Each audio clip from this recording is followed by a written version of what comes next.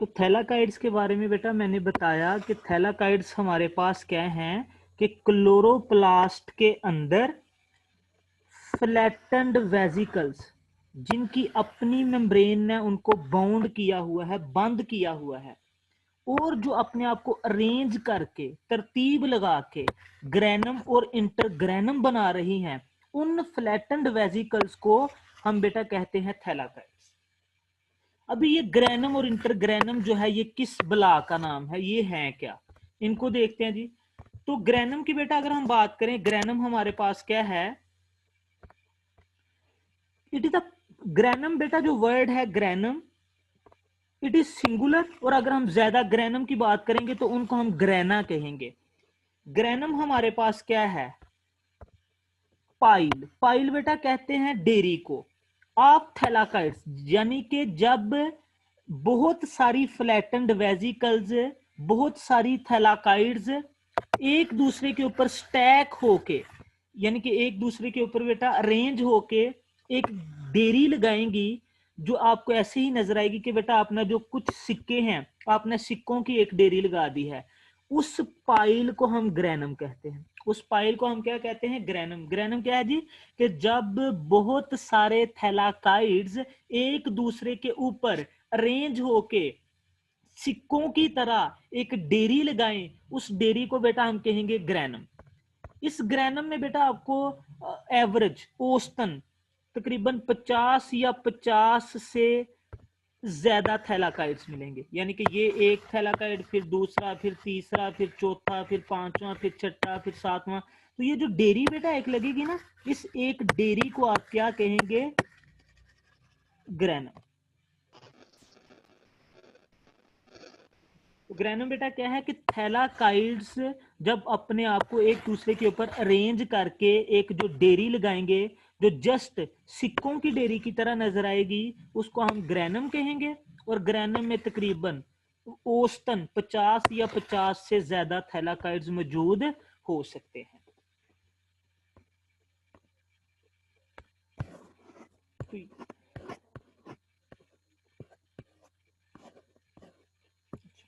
उसके बाद बेटा जब आप ग्रेनम का अगर कलर देखना चाहें तो आपको इनका कलर ग्रीन नजर आएगा, सब्ज कलर नजर आएगा। क्यों?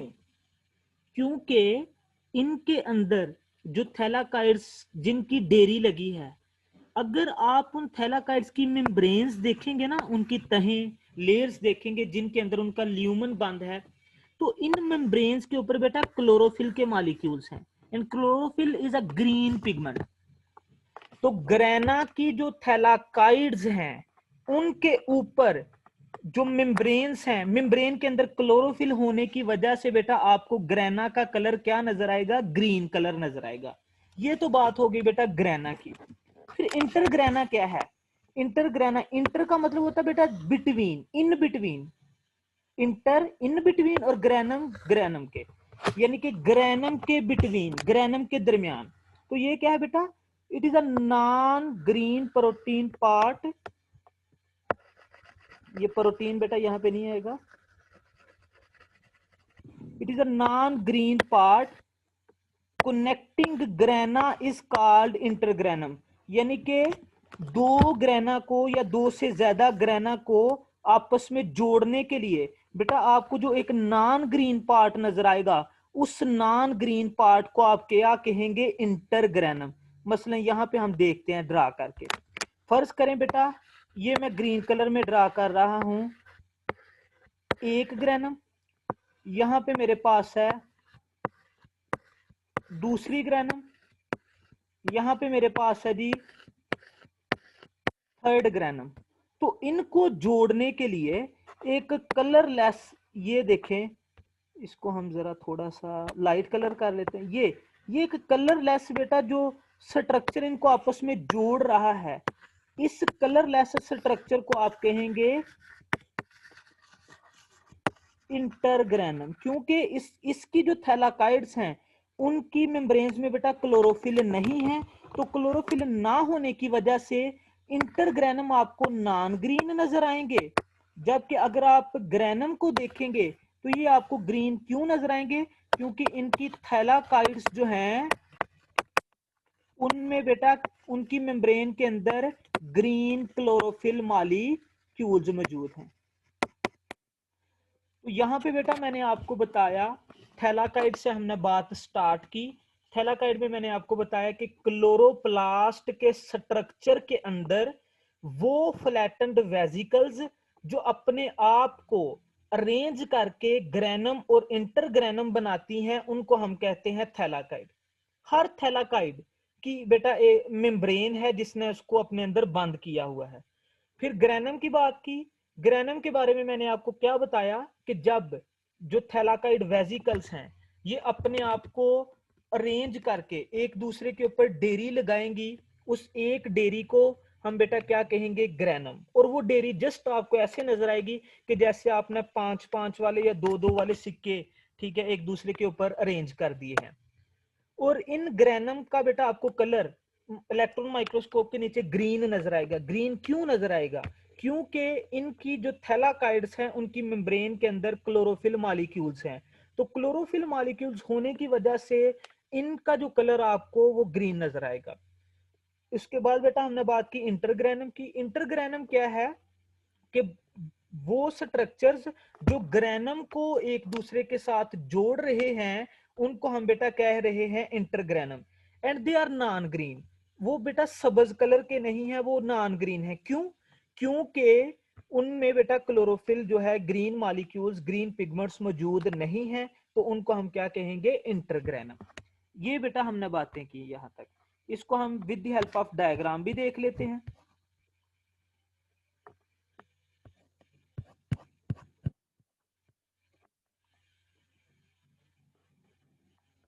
यहाँ पे बेटा अगर आप देखें, ये आपको एक ग्रेनम नजर आएगी, ये सेकंड, ये थर्ड, ये फोर्थ।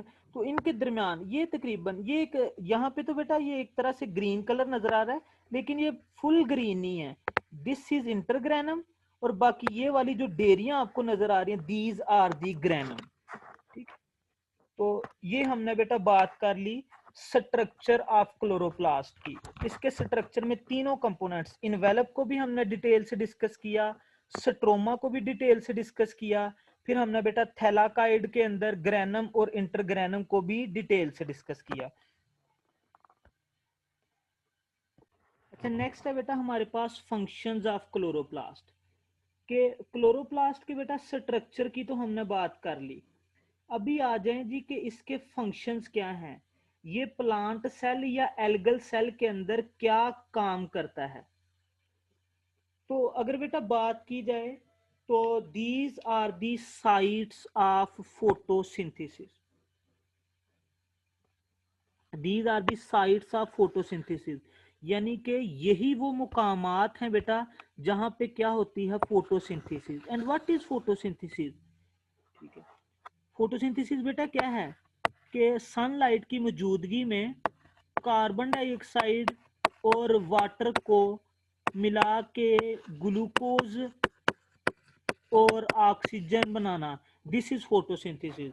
और ये फोटोसिंथेसिस बेटा कहाँ पे हो रही है, क्लोरोप्लास्ट में। अगर आप बेटा बात करें फोटोसिंथेसिस की, तो फोटोसिंथेसिस में दो तरह के रिएक्शंस होते हैं। एक होते हैं लाइट डिपेंडेंट रिएक्शंस और दूसरे होते हैं डार्क रिएक्शंस, या इनको बेटा हमें केल्विन साइकिल भी कहते हैं। तो क्लोरोप्लास्ट का कौन सा हिस्सा है जिसमें बेटा लाइट रिएक्शन होंगे और कौन सा हिस्सा है जिसमें डार्क रिएक्शन होंगे? अगर हम ये बात करें तो जो लाइट डिपेंडेंट रिएक्शंस हैं बेटा हमारे पास, जो लाइट डिपेंडेंट रिएक्शंस हैं हमारे पास, they take place in grana region. ये ग्रेना के अंदर होते हैं। क्यों? क्योंकि बेटा ग्रेना के पास थैलाकाइड है। ग्रेना के पास क्या है, थैलाकाइड है। इन थैलाकाइड की जो मेम्ब्रेन्स हैं उनके ऊपर जो क्लोरोफिल मॉलिक्यूल्स हैं, जो क्लोरोफिल मॉलिक्यूल्स हैं वो अरेंज है बेटा in the form of quantasomes, in the form of quantasomes या फोटोसिस्टम्स की शक्ल में बेटा वो अरेंज हैं। और ये फोटोसिस्टम्स क्या करते हैं, दीज फोटोसिस्टम्स ट्रैप सनलाइट। ये सनलाइट, सूरज से आने वाली रोशनी को बेटा कैप्चर करेंगे, ट्रैप करेंगे, और उसको यूज करते बेटा इसको ट्रांसफॉर्म करेंगे in the form of ATP, in the form of ATP. तो ये फोटोसिंथेसिस के बेटा जो लाइट रिएक्शन है, they take place in grana due to the presence of thylakoid. और थैलाकाइड की वजह से बेटा यहाँ पे लाइट रिएक्शन क्यों हो रहे हैं? क्योंकि थैलाकाइड की मेम्ब्रेन के ऊपर क्लोरोफिल मॉलिक्यूल्स हैं, और ये क्लोरोफिल मॉलिक्यूल्स अपने आप को क्वांटोसोम्स या फोटोसिस्टम्स की शक्ल में अरेंज किए हुए हैं। ये फोटोसिस्टम या क्वांटोसोम्स बेटा क्या करते हैं? ये सनलाइट को कैप्चर करते हैं और उसको ट्रांसफॉर्म करते हैं इन द फॉर्म ऑफ एटीपी। यानी कि आप बेटा ये कह सकते हैं कि cyclic phosphorylation, non cyclic phosphorylation और केमियोस्मोसिस तीनों कहां पे हो रहे हैं? थैलाकाइड्स के ऊपर। उसके बाद बेटा अगर डार्क रिएक्शंस की बात की जाए, तो डार्क रिएक्शंस में क्या किया जाता है कि कार्बन डाइऑक्साइड को रिड्यूस करके, कार्बन डाइऑक्साइड को रिड्यूस करके यानी कि इसके अंदर हाइड्रोजन वगैरह की एडिशन वगैरह करके इसको कार्बोहाइड्रेट्स की शक्ल में कन्वर्ट किया जाता है। और ये जो बेटा डार्क रिएक्शंस हैं, या जिसको केल्विन साइकिल कहते हैं, या जिसको हम C3 साइकिल भी कहते हैं, ठीक है, ये या मेल्विन केल्विन साइकिल भी बेटा इसको कहा जाता है। ये कहां पे मौजूद होता है? ये कहां पे टेक प्लेस करता है? It takes place in stroma of chloroplast. तो डार्क रिएक्शन बेटा फोटोसिंथेसिस के जो हैं वो क्लोरोप्लास्ट के स्ट्रोमा में होते हैं, और जो लाइट रिएक्शन है बेटा वो ग्रेना के अंदर होते हैं। ये स्ट्रोमा के अंदर क्यों हो रहे हैं? वजह क्या है? वजह ये है बेटा कि डार्क रिएक्शन के लिए जितने भी एंजाइम्स हैं ना, मसलन रुबिस्को, रुबिस्को हो गया, फिर बेटा phosphoglycerate kinase, phospho glycerate kinase, इसके अलावा glyceraldehyde 3 phosphate dehydrogenase, glyceraldehyde phosphate 3 dehydrogenase, इसके अलावा बेटा फास्फो फास्फो रिबुलोकाइनेज। ये बेटा वो सारे एंजाइम हैं जो हमारे केल्विन साइकिल या C3 साइकिल या डार्क रिएक्शन में यूज होते हैं, और ये सारे एंजाइम्स मौजूद हैं स्ट्रोमा के अंदर। लिहाजा फिर बेटा जो डार्क रिएक्शन है वो स्ट्रोमा के अंदर होंगे, ना कि ग्रेना के ऊपर।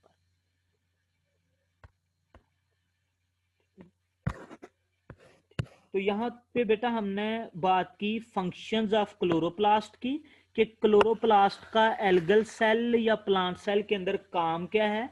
तो उसके बारे में बेटा मैंने आपको बताया कि these are the sites of photosynthesis, कि यही वो जगहें हैं, यही वो मुकामात हैं जहां पे फोटोसिंथेसिस होती है। फिर अगर बेटा फोटोसिंथेसिस के बारे में एक बात की जाए, फोटोसिंथेसिस क्या है? तो ये बेटा वो प्रोसेस है जिसमें प्लांट्स अपनी खुराक तैयार करते हैं। कैसे? कार्बन डाइऑक्साइड और वाटर से। तो फोटोसिंथेसिस के बेटा दो तरह के रिएक्शंस होते हैं। एक होते हैं लाइट डिपेंडेंट रिएक्शंस, जिनमें साइक्लिक और नॉन साइक्लिक फास्फोरिलेशन होती है, केमियोस्मोसिस होती है। और दूसरी तरफ है डार्क रिएक्शंस या केल्विन साइकिल, या इसको C3 साइकिल कहते हैं। तो मैंने यहाँ पे बेटा आपको बताया कि अगर मैं बात करूं लाइट डिपेंडेंट रिएक्शंस की, तो ये क्लोरोप्लास्ट के जो ग्रेना होते हैं वहां पे होते हैं। क्यों? क्योंकि ग्रेना के ऊपर होते हैं थैलाकाइड्स, और थैलाकाइड्स की जो मेम्ब्रेन्स हैं उनमें क्लोरोफिल जो है वो फोटोसिस्टम या क्वांटोसोम्स की शक्ल में अरेंज है।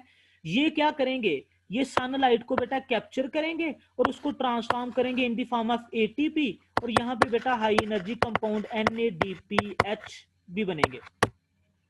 दूसरी तरफ बेटा जो डार्क रिएक्शंस हैं, इनके बारे में मैंने क्या बताया कि ये क्लोरोप्लास्ट के स्ट्रोमा में होते हैं, और इनमें क्या होता है कि जो कार्बन डाइऑक्साइड स्टोमेटा के थ्रू प्लांट बॉडी में आई है उसको रिड्यूस करके ग्लूकोज वगैरह बनाया जाता है। तो ये स्ट्रोमा के अंदर क्यों हो रहे हैं? इसकी वजह मैंने क्या बताई कि इस डार्क रिएक्शन के लिए या C3 साइकिल के लिए या केल्विन साइकिल के लिए जितने भी एंजाइम्स हैं, इनमें बेटा आप एक दो के नाम याद रख लें। जैसा मैंने बताया रुबिस्को, फिर मैंने बताया कि फास्फोग्लिसरेट काइनेज, फास्फोग्लिसरेट काइनेज, फिर मैंने बेटा बताया ग्लिसरैल्डिहाइड 3 फास्फेट डीहाइड्रोजिनेज, फिर मैंने बताया फास्फोरिबुलोकाइनेज। तो ये सारे कहाँ पे मौजूद है? स्ट्रोमा के अंदर मौजूद है। तो लिहाजा फिर बेटा डार्क रिएक्शन स्ट्रोमा के अंदर ही वकूफ पजीर होंगे, ये स्ट्रोमा के अंदर होंगे। ये तो हो गई बेटा क्लोरोप्लास्ट का एक फंक्शन। इन्हीं वजूहात की वजह से, यानी कि फोटोसिंथेसिस में बेटा प्लांट की फूड तैयार हो रही है ना, तो मैंने कहा था कि हम क्लोरोप्लास्ट को किचन ऑफ द सेल भी कहते हैं। तो अभी आप लोगों को अंदाजा हो गया होगा कि हमने इनको किचन ऑफ द सेल क्यों कहा है। क्योंकि जिस तरह बेटा किचन में हम खुराक बनाते हैं ना, खाना तैयार करते हैं, तो प्लांट्स अपना खाना कहाँ पे तैयार कर रहे हैं? क्लोरोप्लास्ट के अंदर। किस प्रोसेस के थ्रू? फोटोसिंथेसिस के थ्रू। तो इसलिए बेटा हम इनको किचन ऑफ द सेल के नाम से भी जानते हैं। ये तो बेटा मेन फंक्शन हो गया क्लोरोप्लास्ट का। इसके अलावा बेटा मैंने आपको बताया था कि अगर हम क्लोरोप्लास्ट को देखें तो इसका अपना डीएनए है, इसके पास आरएनएस भी होते हैं, यानी कि ribosomal RNA, transfer RNA, messenger RNA. फिर इसके पास बेटा अपने राइबोसोम्स भी हैं। कौन से? 70S वाले। तो लिहाजा इन सब के होने की वजह से क्लोरोप्लास्ट बेटा वो जगह है जहां पे चंद एक प्रोटीन्स की तैयारी भी होती है। चंद एक प्रोटीन्स की तैयारी भी होती है जो कि सिर्फ और सिर्फ बेटा क्लोरोप्लास्ट के अंदर इस्तेमाल होंगी। साइटोप्लाज्म या सेल के दूसरे कंपोनेंट्स में उनका कोई भी काम नहीं होगा। तो आप कह सकते हैं कि some of the chloroplast specific proteins are synthesised inside the chloroplast due to presence of its own DNA and own ribosomes। तो अगर बेटा आपको मैं पूछूं कि एक यूकैरियोटिक सेल के अंदर प्रोटीन सिंथेसिस कहाँ कहाँ पे होती है, तो आप बेटा बता सकते हैं कि एक तो फ्रीली साइटोप्लाज्म के अंदर हो सकती है, फ्रीली इन साइटोप्लाज्म, यानी कि जो राइबोसोम्स फ्री पड़े हैं उनके ऊपर भी हो सकती है फोटोसिंथेसिस। फिर दूसरी हो सकती है बेटा आर की सरफेस पे, आर की सरफेस पे भी प्रोटीन सिंथेसिस होती है। फिर माइटोकॉन्ड्रिया के अंदर भी प्रोटीन सिंथेसिस होती है। ये होगी एनिमल सेल की बात।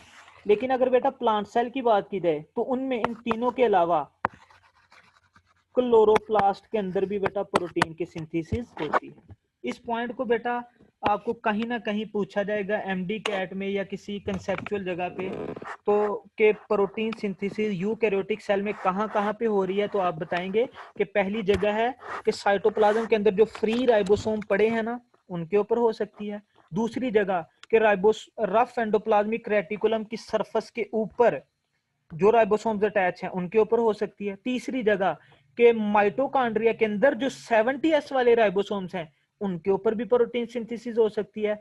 ये बात होगी एनिमल सेल की कि एनिमल सेल में इस इन तीन तरीकों से प्रोटीन सिंथेसिस हो सकती है। अगर प्लांट सेल की बात की जाए तो उनमें आप बता देंगे कि एक और अजाफी जगह भी है, वो क्या है कि क्लोरोप्लास्ट। क्लोरोप्लास्ट के पास अपने 70S वाले राइबोसोम्स होते हैं, तो लिहाजा प्रोटीन सिंथेसिस उस पे भी हो सकती है।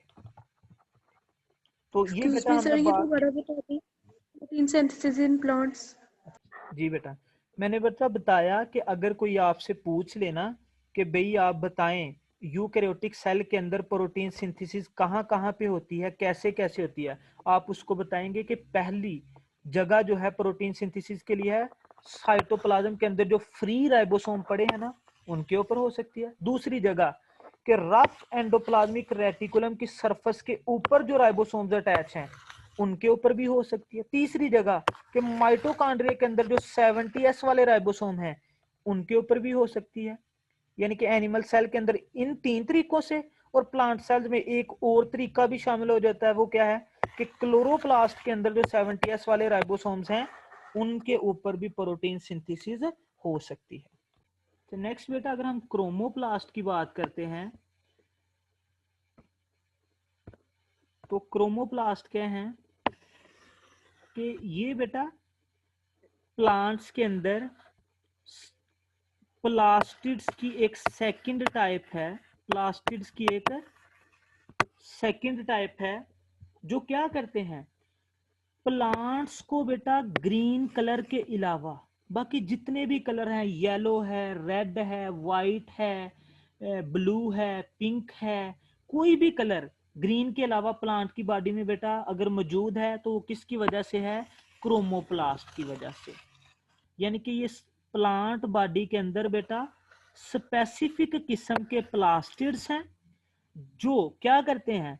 प्लांट्स को ग्रीन कलर के अलावा दूसरे कलर्स प्रोवाइड करते हैं। मसलन फूलों की पत्तियों के बेटा आपको जो गुलाब के फूल का रेड कलर नजर आता है, पिंक कलर नजर आता है, व्हाइट कलर नजर आता है, या सनफ्लावर का आपको जो येलो कलर नजर आ रहा है, ब्लू बेल्स का जो आपको ब्लू कलर नजर आता है, चमेली का आपको जो व्हाइट कलर नजर आ रहा है, these all are due to the presence of chloroplast. ठीक है, कि क्लोरोप्लास्ट बेटा ये सारे कलर दे रहे हैं। तो लिहाजा फिर अगर ये बेटा दूसरे कलर दे रहे हैं तो ये कहां पे होंगे? They are found in coloured parts of plants.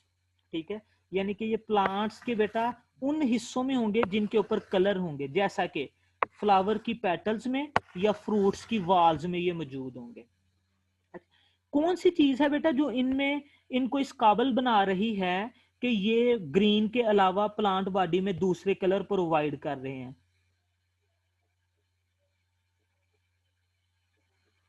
इस समन बेटा मैंने ये बताया कि ग्रीन के अलावा, यानी कि पत्तों में तो ग्रीन कलर बेटा क्लोरोफिल की वजह से है ना, लेकिन अगर पत्तों के अलावा आपको प्लांट बॉडी में कोई भी दूसरा कलर नजर आता है वो क्रोमोप्लास्ट की वजह से है। तो कौन सी चीज बेटा क्रोमोप्लास्ट को इस काबिल बना रही है कि ये डिफरेंट किस्म के कलर प्लांट बॉडी को दें? तो उसमें बेटा मुख्तलिफ किस्म के पिगमेंट्स हैं, जैसा कि आपने पढ़ा होगा, कैरोटीन्स हो गए, फ्यूकोजेंथीन्स हो गए, ज़ैंथोफिल्स हो गए। तो ये बेटा मखसूस किस्म के पिगमेंट्स हैं जो इन क्रोमोप्लास्ट के अंदर मौजूद होते हैं, और इनकी वजह से प्लांट बॉडी के ऊपर बेटा डिफरेंट कलर्स जो हैं वो एक्सप्रेस होते हैं। कैरोटीन्स हो गए, फ्यूकोजेंथिन्स हो गए, ज़ैंथोफिल्स हो गए, ये सारे बेटा पिगमेंट्स हैं। ठीक है, जिनका ग्रीन के अलावा कोई कलर होगा, येलो हो सकता है, ऑरेंज हो सकता है, रेड हो सकता है, और ये कहाँ पे होते हैं? क्रोमोप्लास्ट में। और इनके होने की वजह से क्रोमोप्लास्ट जो हैं वो प्लांट्स के फूलों को, फलों को डिफरेंट किस्म के कलर्स प्रोवाइड करते हैं।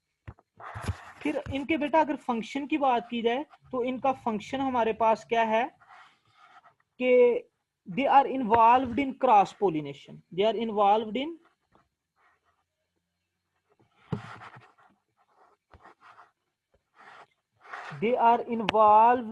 Cross pollination. देखिए बेटा क्रॉस पोलिनेशन क्या है कि अगर दो डिफरेंट प्लांट्स के बेटा फ्लावर्स के दरमियान पोलिनेशन हो रही है ना, यानी कि स्टिग्मा और कार्पल जो है, ठीक है, उनके दरमियान दो डिफरेंट प्लांट्स के यानी कि रिप्रोडक्टिव ऑर्गन्स एक दूसरे के साथ रिप्रोडक्शन में हिस्सा ले रहे हैं, तो वो क्रॉस पोलिनेशन होती है। तो क्रॉस पोलिनेशन के लिए पोलन्स को लाने वाले जो इंसेक्ट्स हैं, ठीक है, या बर्ड्स हैं, उनको अट्रैक्ट करने के लिए बेटा ये एक रोल प्ले करते हैं। यानी कि ये पौधे को क्या करेंगे? ब्राइट कलर्स प्रोवाइड करेंगे। उन ब्राइट कलर्स का पौधे को क्या फायदा होगा कि उन ब्राइट कलर्स की वजह से पौधा अपने ऊपर ले पोलन्स लेके आने वाले इंसेक्ट्स वगैरह को, बर्ड्स वगैरह को अट्रैक्ट करेगा। जब वो बर्ड या इंसेक्ट आके पौधे के ऊपर बैठेगा तो वो अपने साथ जो भी पोलन लेके आएगा, जिन्होंने पोलिनेशन करवानी है, वो उन पोलन ग्रेन्स को पौधे को दे देगा, तो वहां पे पोलिनेशन का अमल हो जाएगा। इसके अलावा बेटा वही जो इंसेक्ट्स वगैरह आएंगे या बर्ड्स वगैरह आएंगे, वो इनके सीड्स अपने साथ लेके दूसरी जगहों पे डिस्पर्स कर देंगे, जिसकी वजह से बेटा प्लांट्स की जो ग्रोथ है वो दूसरी जगहों पे भी हो सकती है। तो this was all about chromoplast. Next हम बात करते हैं अगर ल्यूकोप्लास्ट की। तो ल्यूकोप्लास्ट बेटा क्या है? These are specific type of plastids. इनको बेटा स्टोरेज प्लास्टिड्स भी कहा जाता है। ल्यूको का मतलब होता है बेटा कलरलेस। तो ये प्लास्टिड जो है बेटा ये कलरलेस होते हैं, ना ये ग्रीन है और ना ही इनमें कोई दूसरा कोई अट्रैक्टिव कलर येलो रेड वगैरह कोई भी नहीं है। ठीक है, अगर इनकी शेप की बात की जाए, they can be try angular, they can be tubular or they may have some other kind of shapes. और ये बेटा आपको देखने को कहाँ मिलेंगे? They can be found in underground parts of plants, यानी कि प्लांट्स की जो बेटा ट्यूबर्स वगैरह होते हैं, यानी कि आलू आप देखते हैं, आलू के केस में, ठीक है, या शकरकंदी हो गई, उनके केस में ये अंडरग्राउंड पार्ट्स में मौजूद है। और इनका काम क्या है बेटा हमारे पास? इनका काम हमारे पास क्या है कि they are involved in the storage of food. तो फूड स्टोरेज के लिहाज से बेटा ये आगे मुख्तलिफ तरह के हो सकते हैं।